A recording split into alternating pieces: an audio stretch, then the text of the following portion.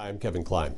Let's talk about the police-worn body cameras. This has been in the news quite a bit the last couple of weeks, but some information really wasn't relayed to you by the media. And I think it's important information that you need to verify for yourself. Now, the body cam motion is not anything new. I moved this motion originally several months ago, and a number of councillors, Councillor Gillingham on the Finance Committee, Councillor Chambers, who is the chair of the police board, they all denounced it. They said it was not the right thing to do and that it was way more money than what I was explaining it to be. Now, recently, Councillor Chambers obviously had a change of heart and brought forward a motion to get into the body cameras for Winnipeg police officers.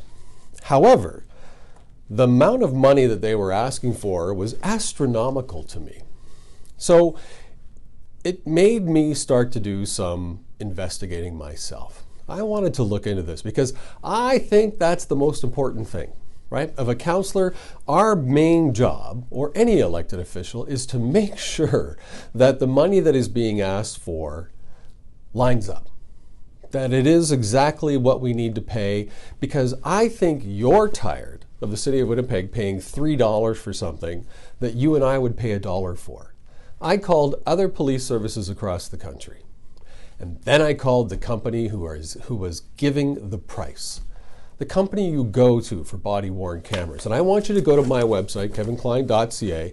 On this video, you'll find a link to that if you're watching it on YouTube, because I have the price sheet there for you. I've included it. And you see all these check marks along here. That's everything a service needs to have a body-worn camera program. And you don't need it for every member of the police service. Anyways, I brought this up because this is the fundamental problem at the city of Winnipeg. It's not our money, so we're happy spending it any way we can.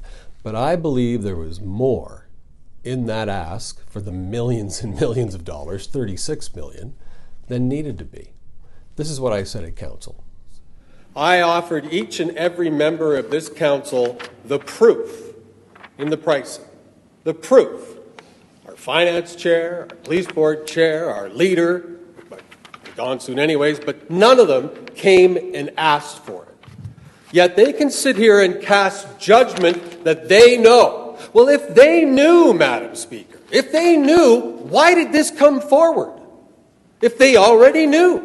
It could have been done during the Winnipeg Police Service budget process. But instead, headlines were wanted. Excuses were needed. Maybe they needed to purchase more weapons. That's deceitful to taxpayers. This is the type of budgeting that has to stop. This is the type of nonsense that people are tired of. We just recently had 4 murders in 5 days. We had 11 murders in 8 weeks. But we need to take time. Assaults with a weapon are up 25%. Councillor Chambers, Madam Chair, said that, you got to pay for storage, you got to pay for all that. If he had taken 2 minutes to walk over and ask for the pricing, it is clearly outlined on the paper from Axon, who is a world-recognized leader in its field for providing law enforcement with technology. They even have a body cam for dogs. They also supply tasers and other weapons. Maybe that's what was being asked for in the report, but I don't remember reading that. Many of you today voted to illegally go after the pension of the police department. Thank you very much, because that cost us $600,000 plus. That would have paid for the cameras. So it got to this point, and then out of the blue, at the last minute, a motion is moved to receive it as information by the very people that put it forward. What is that telling us? Where were the members of council on the police board or on EPC? I watched it. Why weren't they asking about the price? Why did they just accept it? I said, I'm just trying to say, let's move forward. $500,000, we're trying to make it sound like we need the $6 million, we need this, we need that. Isn't it our job to question that stuff? Because we're all referring to a report that is flawed, that is not forthcoming with all the details that maybe, if you had known, if I said to you, Madam Speaker, that we had to pay for this out of our own pocket, I bet you we'd start asking more questions. I bet someone would have come and asked for the evidence. But they didn't today, and that's unfortunate. What ended up happening is Councillor Chambers and Councillor Mays, who moved the motion originally for $36 million, moved a motion to receive it as information because they needed to go back now and work on the pricing. They don't need $36 million. You don't need to buy the equipment. It says so right on the pricing sheet. Go look at it on my website. You don't need to go to all that trouble. You don't need to hire a whole whack of people because we already have people. Well-trained, highly trained, well-paid, highly paid individuals that could be reallocated to that division if necessary. And we don't need to have control over the footage. We need to work in tandem with the Minister of Justice and his department, the Crown Prosecutors, and work on this together to ensure integrity within the system. But no, we're going to go back and we're going to take a look at it. And all councillors believed it, right? Because why? Why would the City of Winnipeg do something out of the ordinary, do something wrong? Why would they ask for more than just body cameras in their motion?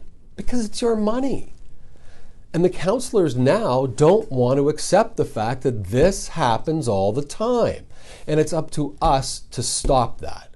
To stop paying $3 for something when it could cost $1. To stop paying millions of dollars for a project because there's 5 or 6 other trinkets included in that project that we're not seeing.